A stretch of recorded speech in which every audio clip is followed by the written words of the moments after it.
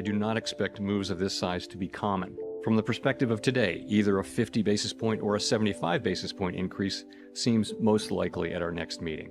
We will, however, make our decisions meeting by meeting, and will continue to communicate our thinking as clearly as we can. What do you think, what do you walk away with as the most striking change in Fed Chair Powell's tone today? 75 basis points is a bold statement that Powell and the Fed will do what needs to be done to control inflation. They haven't done that in a very long time, and he said we could do 50 or 75 next time. It won't be common, but it's out there as a tool. The Fed has left la-la land in terms of believing that it could get away with solving this inflation problem with a little trimming around the edges. It's got this shears out and it's ready to whack, I guess is the best way to put it, when it comes to an overgrown bush of inflation in the economy. This is the big picture. This is 1895 to 2015, 120 years of the Dow. And what you see here is the giant crash of 1929. That was the giant crash of 1929. And you look over here, this is the giant crash. I mean, everybody talks about the giant crash of 1987. There it is there. It nearly wiped out the US. This put us into a depression for 25 years, that little blip there. Now you look at what's happening, this is 2000, this is 2008, and here we are today. If this baby crashes again, how big will it be? If you look historically, what's happened today is the nominal debt to GDP is a correlation of M2, the volume of money, times the velocity of money.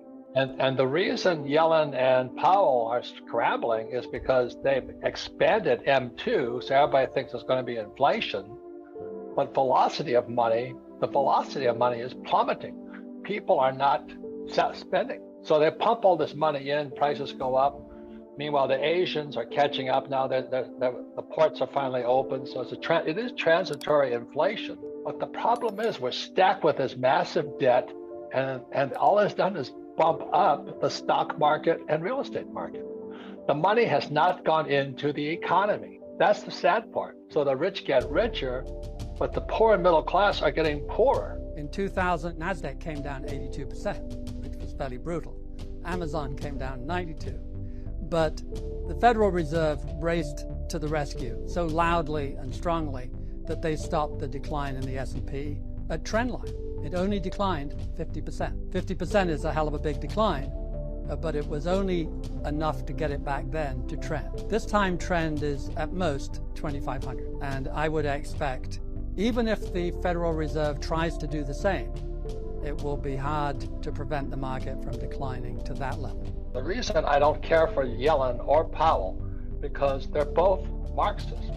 The establishment of a central bank, this is a direct quote, is 90% of a communizing of a nation. The best way to destroy the capitalist system is to debauch the currency. They're actually Marxist organizations. So just recently, the repo market inverted again, which means we're going down. It means recession's ahead. But my concern is now revolution, because when people can't afford to eat tuna, we're going to have rioting. So it's a whole different type of bubble burst.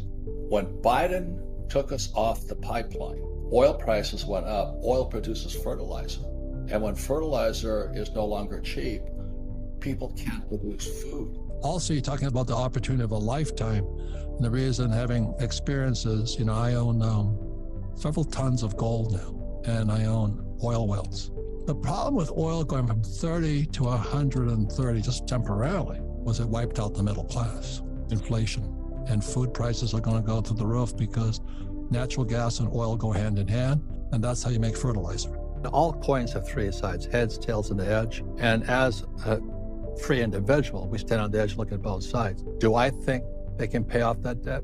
Personally, no. So the question is not what the government's going to do about that.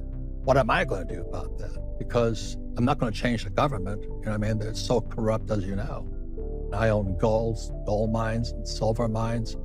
I invest in cattle, water, oil. Everything the Fed cannot print, I'll invest in. But that's my philosophy. I don't recommend what I do because I'm $1 billion in debt. But debt is money. That's why I pay 0 taxes also, legally. And I can do that because I understand macroeconomics and finance. I'm more afraid of Fed coin than anything else. It'll totally be central control of the economy and our lives. They'll monitor everything we do by how we spend our money. Our freedom will be gone. So the Fed coin and what happened in China, they just denounced Bitcoin. I think they want to take away all of our rights with gold, silver, and crypto and go back to full centralized control. Just look at it again. Janet Yellen came from the Fed. So does this guy Powell. It's now the Treasury and the Fed are one centralized government. You just said that you do anticipate that the government may make Bitcoin illegal, especially if there is the Fed coin, the central bank digital currency, taking the People's Bank of China's lead there, which, as we said, is tremendously disconcerting in that it is a complete eradication of privacy and total government control. So if you think that the government is going to step in and outlaw Bitcoin, why does it make sense to invest in Bitcoin? Fascism is capitalism in decay. Right now, it makes sense to get out of the reach of the Fed and the Treasury. Fed coin is one more step into fascism. So what I am doing is I am buying gold, silver, Bitcoin, and cash, and I hate to say this, wallets, because I got deplatformed for that, because they're going to start tracking with this blockchain. They can track everything. So they can, as I forgot the comedian, but he said they're going to track you by your bullet. So they can track everything now. So I want everything possible, gold, silver, Bitcoin, and my bullets, that are not trackable. You cannot trace me. Gold is for saving, silver is for spending, and bullets are for protecting. You've got to control that for yourself.